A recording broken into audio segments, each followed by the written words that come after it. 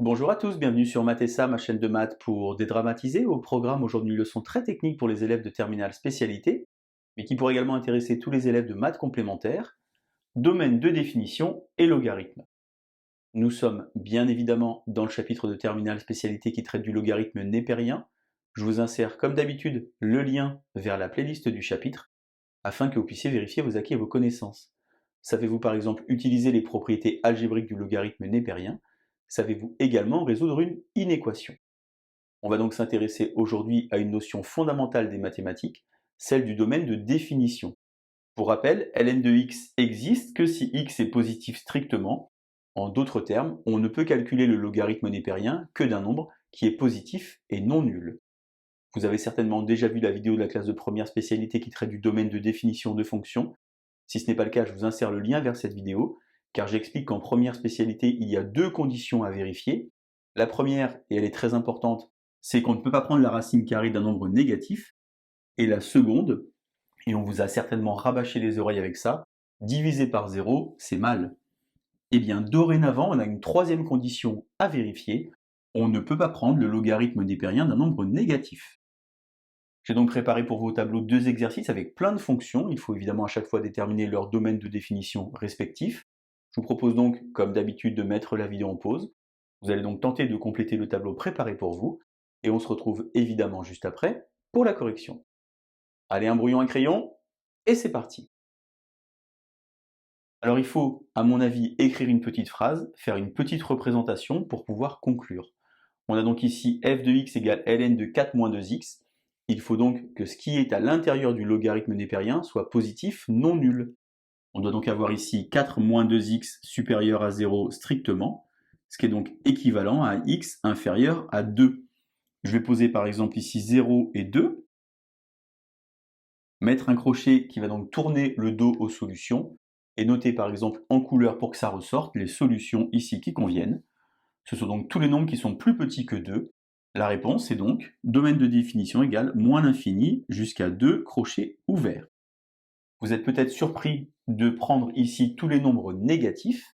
Finalement, si je prends par exemple moins 100, moins 2 fois moins 100 ça fait plus 200, 200 plus 4 ça fait 204, et je peux donc calculer le ln de 204.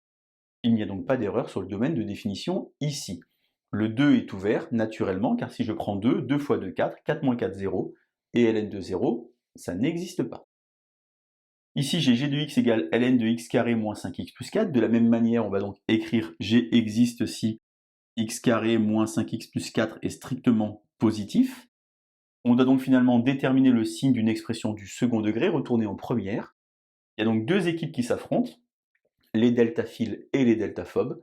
Soit vous adorez delta, b carré moins 4ac, auquel cas vous allez chercher les racines comme ceci, soit vous dites que peut-être on peut les trouver deux têtes. Je vous insère le lien vers la vidéo de la classe de première spécialité si vous voulez apprendre à déterminer parfois deux têtes les racines d'une équation. Le produit vaut 4, la somme vaut 5, 1 fois 4, 4, 1 plus 4, 5, les deux racines sont donc 1 et 4. J'ai donc ici 1 et ici 4, qui annulent donc l'expression, et l'expression c'est donc x carré moins 5x plus 4. Une expression du second degré et du signe de a à l'extérieur des racines. J'ai donc ici plus, moins et plus. Je veux donc moi un nombre positif, ici et ici. Je pose mon 1, je pose mon 4, comme ceci. Je vais remettre de la couleur pour bien comprendre de quoi on parle. On va donc pas prendre ici ce qui est à l'intérieur, parce que ça c'est négatif. Nous on veut tout ce qui est à gauche, et tout ce qui est à droite.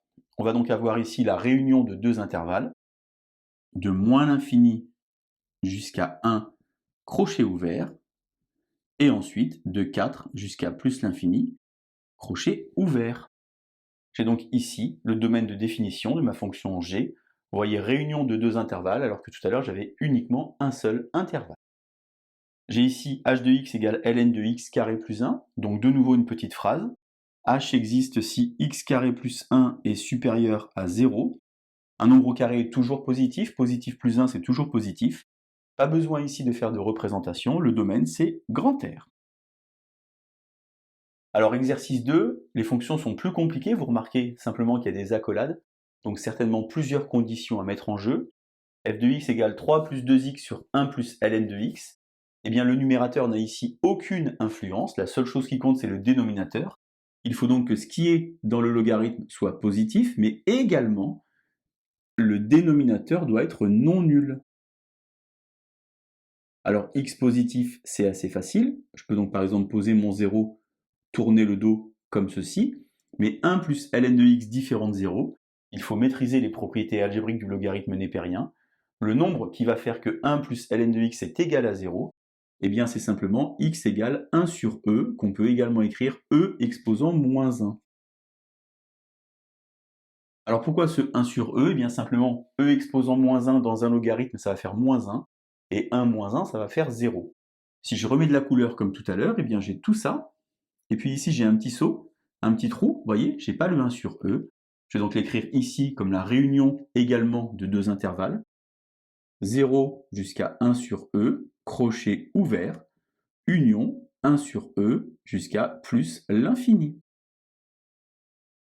Ici, j'ai g de x égale racine de 2 moins ln de x. De nouveau, le logarithme népérien, à l'intérieur, il faut que ce soit positif. Et puis ici, comme j'ai une racine carrée, eh bien, il faut que ce nombre-là, 2 moins ln de x, soit supérieur à 0. Mais attention, gros piège, on peut prendre la racine carrée de 0, donc là c'est supérieur ou égal à 0.